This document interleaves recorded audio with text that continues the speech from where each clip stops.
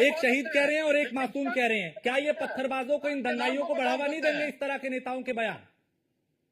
क्या विपिन शर्मा, क्या एक शख्स कह रहा है कि वो शहीद हैं जो मारे गए हैं इसमें, दूसरे धर्मेंद्र भाई कह रहे हैं कि वो मासूम है, वो जो पत्थर चला रहे थे। क्या ये इस तरह की दंगाई मानसिकता के लोगों को बढ़ावा नहीं देंगे ये बयान?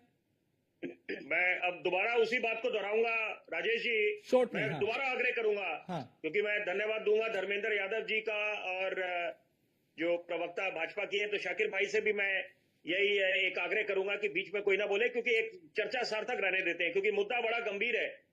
देखिए, कई मुद्दे हैं यहाँ पर। निश्चित बात है, विपक्ष जब हमलावर होता है, वो बोलता है कि भाजपा या खासतौर पे अगर इनके शीर्ष नेतृत्व मौन क्यों धारण करके बैठे हुए, मणिपुर चल रहा है, क्या वो अभिन्न हिस्सा नहीं है हिंदुस्तान का? तो यहाँ पर बिल्कुल ये बात दुरुस्त है, जायज है। लेकिन सिक्के का दूसरा पहलू ये भी है कि आप लोकतंत्र के मंदिर में आप संविधान की बात करते हैं, आप जय फिलिस्तीन के नारे तो लगा देते हैं।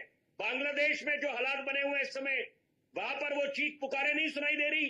दूसरी बात है कि अगर कोई नेता विपक्ष का ये बोलता है कि यहाँ पर हिंदुस्तान में हम बांग्लादेश वाले हालात बन जाएंगे, तो यार इसका मतलब है आप खुद अपनी बात विरोधाभास है।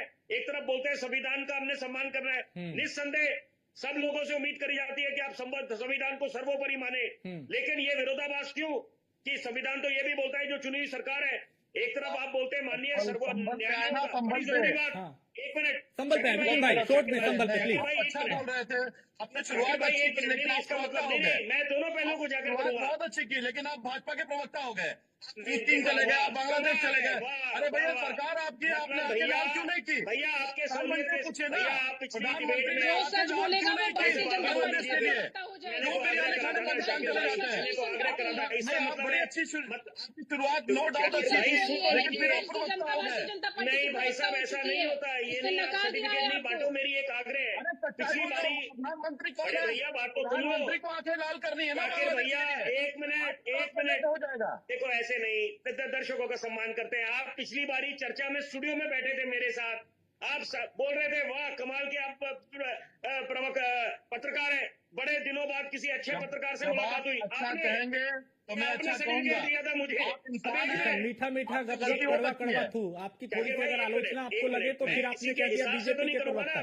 जल्दी से, मुझे टाइम करना है। विपिन भाई शॉर्ट में संभल पे करूंगा। मेरे को भी तो छूट मिलनी चाहिए कि मैं दोनों पहलुओं को जाकर करूं। मैंने आप चर्चा में बाद में जुड़े, मैंने पहले ये बोला देश में स्वाद का माहौल बना रहना चाहिए। ठीक, हिंदुस्तान जाना जाता है, फूल वालों की सैर निकाली जाती है, जो हिंदू और मुसलमान भाइयों की एकता, स्वाद और प्रेम का प्रतीक है। और आप सबकी जानकारी के लिए एक बात बता दूं राजेश जी, आपकी भी जानकारी के लिए, आपके दर्शकों की जानकारी के लिए, एक दिल्ली में मेहरौली में मंदिर है योग माया, जहां पर वो पंखा है, झंडा जो आपस में स्वाद प्रतीक का चिन्ह है। तो यानी कि इसका मतलब है कि हम लोग तो उस रिवायत में विश्वास रखते हैं। तो यहाँ पर अगर आग में घी डालने का काम कर रहा है, उसके लिए सब जिम्मेदार है। कोई किसी से कम नहीं है। ये बोले कि नहीं हम लोग बिल्कुल नहीं है बयानवीर, तो यहाँ पर मौका कोई नहीं छोड़ता। मैं उस तरफ ध्यान केंद्रित कर रहा हूँ। तो यहाँ पर अगर हम, दूसरी बात देखिए, यहाँ पर दो कदम सबको चलने पड़ेंगे, बड़ा दिल निकालना पड़ेगा। ये देश सबका है। ठीक है, अगर आप ये देश कह रहे हैं कि तो ये हम सबका नुकसान है। हमारे महान मुल्क की छवि धूमिल होती है। और बिल्कुल होती है, दाग लगते हैं पूछ लूं और उनको मिटा पाना बहुत आसान नहीं होता। लेकिन जब पत्थरबाज पे उनको भी आप पत्थरबाज नहीं बोलेंगे,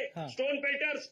तो यानी कि इसका मतलब है कुछ मुद्दों पे हमें संवेदना दिखानी चाहिए। आपकी बात कुछ हद तक बिल्कुल दुरुस्त है, लेकिन यहाँ पर अभी इस समय क्योंकि ये मुद्दा ज्वलंत है, हम सबका दायित्व बनता है कि यहाँ पर आग में घी न डाले। आपको ठीक है, रीचा सिंह कुछ कह रही है, जल्दी से रीचा जी।